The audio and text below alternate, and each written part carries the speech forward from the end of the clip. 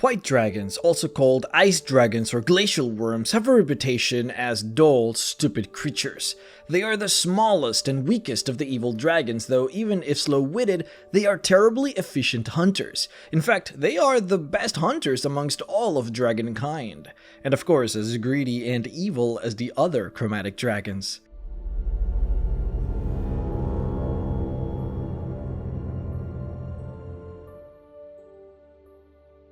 White dragons have a sleek profile, a sharp beak at the nose, and a pointed chin. Their face exudes an aura of ferocity and bestial wrath, rather than one of cunning and intellect. Their claws are serrated and meant for ice climbing. Their eyes have multiple membranes meant to protect them against the sharp brightness of the seas of snow where they lair. Their bodies are mostly white with scales of pale blue and light gray mixed in to camouflage them in the snow and in the cloudy sky. They are primal and vengeful. They lack the cunning and tactics of most dragons, though they make it up by their bestial nature, singularly focused on surviving and slaughtering their enemies. They only consume food that has been frozen, devouring creatures killed by its breath weapon while they're still stiff and frigid. Some of those frozen by their breath will be regarded as treasures by the dragon if the battle was intense enough.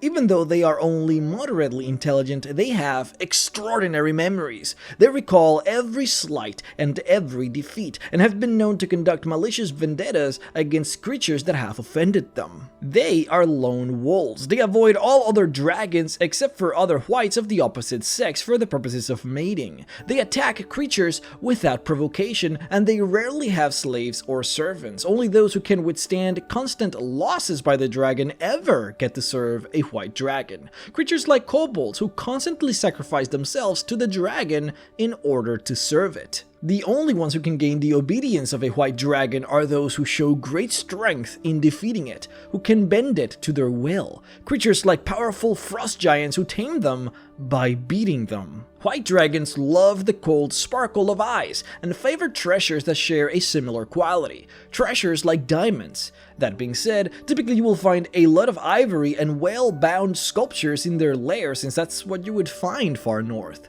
White dragons keep their treasure chests encased in ice, and they spread their loose coins all across their cave to form bright, starry layers. Because the white dragon has flawless memory, it remembers how it got every single coin in its lair. They are also notoriously difficult to bribe, since any offer of treasure is seen as an insult to their ability to simply slay the creature making the offer and take the treasure on their own. Now, everything that I just talked about, except for the few details about their physical body, like their serrated claws and their eye membranes, are what the monster manual tells us about white dragons. But as expected, there's also a lot of stuff that the developers of the monster manual didn't really have the space to put in. I mean, after all, Dungeons & Dragons have released tons and tons of books on dragons, on their behavior and on their habits, and they couldn't possibly put it all in here. There just isn't enough space. But hey, that's what we're here for, so let's go ahead and break down everything about white dragons that is not found in the monster manual.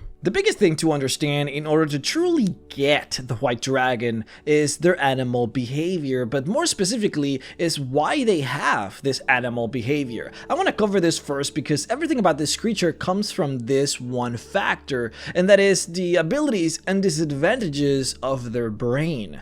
The monster manual says that white dragons have excellent memories, that they remember every slight ever done to them, and that much is true. The white dragon has legendary recollection when it comes to events that have transpired. It'll remember faces with perfect clarity. It'll remember transactions and deals. It'll remember locations and conversations. I mean, it has the ability to remember where every single coin came from in its hoard, and that's pretty huge.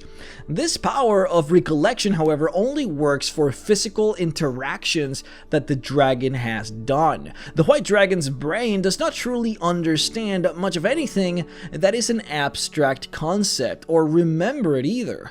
The one exception to this rule, of course, are feelings of offense and feelings of vengeance, which the dragon will remember forever, as we're told, but there are many things that the white dragon's brain will simply just not understand. Things like civility, tradition, math, innovation, creativity, experimentation, education, art, storytelling, humor, influencing people, how to do that. The white dragon's brain is in many ways advanced, but in many other ways just completely stunted. And it possesses a complete inability to truly understand those concepts. Again, basically everything that would be considered an abstract idea, the white dragon will just not get. The general intellect of an adult and ancient white dragon is equivalent to that of a human, but a human without any form of study or training, because a white dragon doesn't have any form of study or training. Hence, for the most part, the intellect of a medieval peasant might be more appropriate for an older white dragon. It's funny because other dragons actually consider the white dragon as the thug of dragonkind for this one reason. Okay, so see, if a white dragon is flying over a frozen ridge and spots a small group of moose, it might decide to spear down and eat them. In the future, the dragon will remember where the hunt happened. It'll remember how many moose it saw and how many it ate. But it will not remember whether he was hungry before eating them or whether 3 moose satisfied his hunger. It will not remember if the hunt was hard or easy or how much physical effort he went through. He will simply remember the hard facts of what was in front of him at the time of the hunt. Literally just what he saw. Because of its lack of understanding in the abstract field, the dragon would be a terrible storyteller if he wanted to relay what he saw. He wouldn't be able to understand his own actions or why he took them. Neither would he be able to insight why his enemies did what they did. He doesn't experiment and does not perform any form of creative attack. He just does what he does because he does it. A truly purely instinctual creature. The dragon is also a terrible liar and the worst at trying to influence someone else. It just does not understand how other minds work in that way and wouldn't know what to say in order to get the necessary response it would desire from others. Once you understand this, you will truly be able to understand the white dragon, and everything that I will say from now on will have strong roots to this predicament that they possess. Let's do an example. As animalistic hunters, white dragons have very little preference when it comes to types of prey. They will honestly eat anything that is presented to them, and they will typically go for the most convenient meal worth their hunting efforts. If they spot a farm, they will go for the cattle instead of the farmers. This is not because he thinks that the farmers might hurt it, or because if you kill the farmers, then there will be no more farm in the future. When he eats the cattle, he doesn't just eat a few to make sure that there are cattle in the future, or to make sure that the farm continues going so that he can then snack later. No, none of these things are going in the head of the dragon. The cattle are easy prey, not a lot of effort to hunt, and they have a lot of meat, so the dragon eats it, and that's it. That's all that goes through the dragon's head. For the farmer, they're actually stuck in a very truly awful place because there isn't really much that one can do to stop a white dragon from eating your cattle. If offered a strong bribe, or if you perform a strong show of force, that might actually stop the dragon momentarily, but the dragon will always come back. Once again, the dragon does not remember very well most abstract ideas. The concept of, oh, if I don't eat those cattle, then I will get paid, does not really compute well in the white dragon's brain. That's a promise, and a promise is fairly abstract. The idea that a human might get angry if the dragon broke this promise is bizarre in its head. It truly has no idea what the human will do when the dragon does something, and most of the time the dragon just doesn't care. Hell, even the monster manual explains that the white dragon will eat his own servants constantly, and that's just the way that the creature is, especially when you realize that the white dragon constantly attacks things that are stronger than he is, specifically because the concept of fear and being smart about these things simply do not enter the white dragon's head. So even a strong show of force typically will not keep this dragon away. The white dragon also has no concept of population control. It will kill and devour and eat and slay until there is no more food left in the area, at which point it will simply move to a new zone to hunt. Let us use another example: sex. White dragons are actually prone to carnal pleasures, and they often mate simply for the fun of it. They have no interest in fathering children, neither do they care about the progression of their species. They find white dragons of the opposite sex and they bang it out just for fun. If they end up having children, then so be it, but that's never their intent. In fact, white dragons are the worst parents out of all of true dragon kind. Out of sheer instinct, they will lay their eggs close to their lair, but they will never truly protect those eggs. Their eggs are generally protected merely by the fact that the dragon tends to relax close to them, but they share no particular, parental instinct towards them, and it might simply regard their eggs as merely just another possession of them that has to be defended like one of their simple gold coins. When the babies hatch, the parents will each go their separate ways, and their babies will either go with the dad or go with the mom, but the parents will not protect them and will not care for them. The babies are expected to care for themselves. The white dragon will accept for the baby to follow it for the next couple of decades, but typically it'll be pushed out before it hits maturity, because that's when they will start to be considered a rival, and when that happens, no concept of family will keep them from killing each other and eating one another. In fact, there are recorded events of a young adult white dragon killing its parents just to take his hoard, before it even made it to maturity. The fact that the white dragon has not gone extinct is actually quite miraculous. See, white dragons actually don't need to live in Arctic climates. There are many white dragons that live in cold forests and just normal chilly regions. Also, many of them that simply live in normal tall mountains. And the reason they live in the far north cold climates is because they do prefer it, but not necessarily because they truly have to.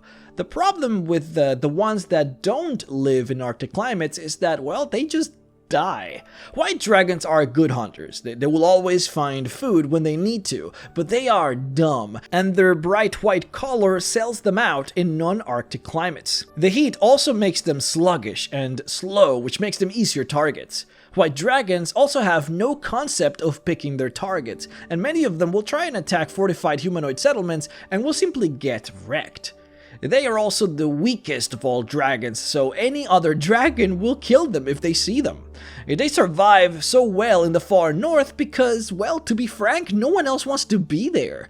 There are many recorded cases of white dragon skeletons in non-Arctic climates, but seemingly they all died off. And that's why you just don't find them there anymore. In fact, the only reason why white dragons don't run out of food nowadays is because they have evolved to hibernate for as long as they're active. So if a white dragon is active for 5 years, it'll then hibernate for another 5 years. Some of the older white dragons can be active for as long as 20 years, but then of course will go and hibernate for 20 years as well. They have evolved to have such a long hibernation process to allow for nature to replenish itself after the gorging of the dragon during its active times. Otherwise, this creature would be long extinct. They would have just run out of food a long time ago. They also have evolved to produce many eggs when they do happen to father children, though only about a third of the babies ever survive because of the terrible parenting of the white dragon. White dragons are particularly resistant to blindness that comes from bright lights. This is because of the extra layers of membranes that reside in their eyes. See, because of the location of where the dragon lairs, which is the snowy biome,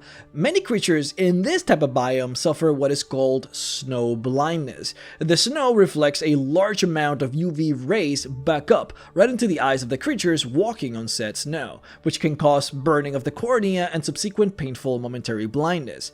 White dragons are immune to this, and they evolve to have these membranes because of this, which is actually the reason why they love so much shiny and so much glittering inside of their lairs, because they're completely immune to this form of effect. In fact, they don't only like diamonds as treasure, they also prefer glass and anything that shines and bounces off light like it does, like polished silvers or polished mirrors. In fact, anything that has mirrors, they actually love. Also, the reason of why they freeze their treasures in layers upon layers of transparent ice inside of their lair is not only to protect the treasure, but to magnify it. The coatings of ice actually magnify the size of the treasure, making it look bigger, which is the reason why they do it.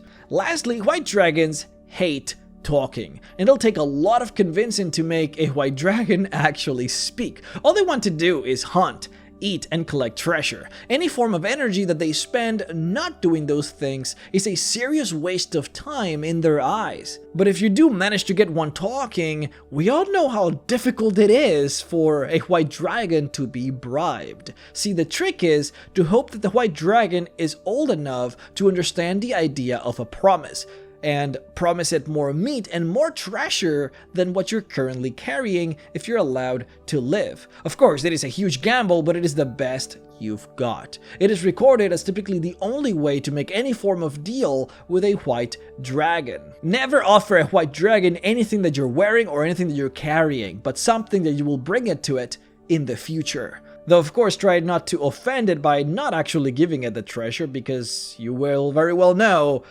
any slight you do to a white dragon, they will never forget.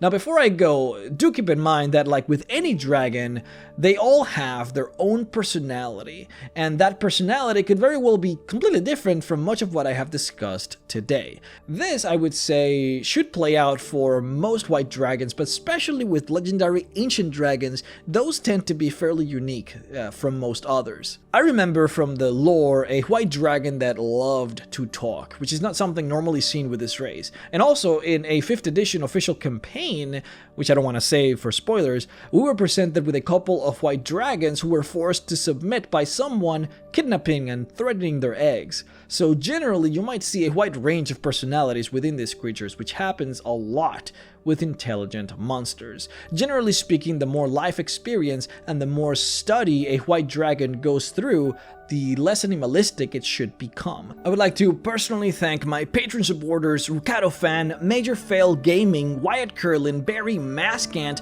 Toby Oliver, Dylan Baker, Zach Bowell, Spencer Boeck, Casey Butler, and Meaty Ogre at Best for supporting me on Patreon at the $25 level. If you would like to support me as well, then please head on over to patreon.com/MrRhexx to support. Guys, thank you so much for watching. We have finished every single dragon, at least true dragon, in the monster manual, but there are more. I do want to cover, I think we're going to be doing the dragon turtle next. I want to do the fairy dragon. I want to do the wyvern. I want to just cover dragons in general. And just because these are not true dragons doesn't mean that they're not dragons. And I do want to cover them and see what craziness we can find from them. Why? Because there is a particular piece of lore from 2nd edition that talks about evolution and what dragon came out of which sort of split in the evolutionary tree, and that is just really interesting, and I want to cover that. But first, I want to go through all of these other dragons that are dragons, just, you know, not the true ones, but they still count. So let's have fun. Let's go and do them as well, and I want you guys to get hyped for it. That's it. That's all I want to say. I'll see you guys on the next video. Bye bye.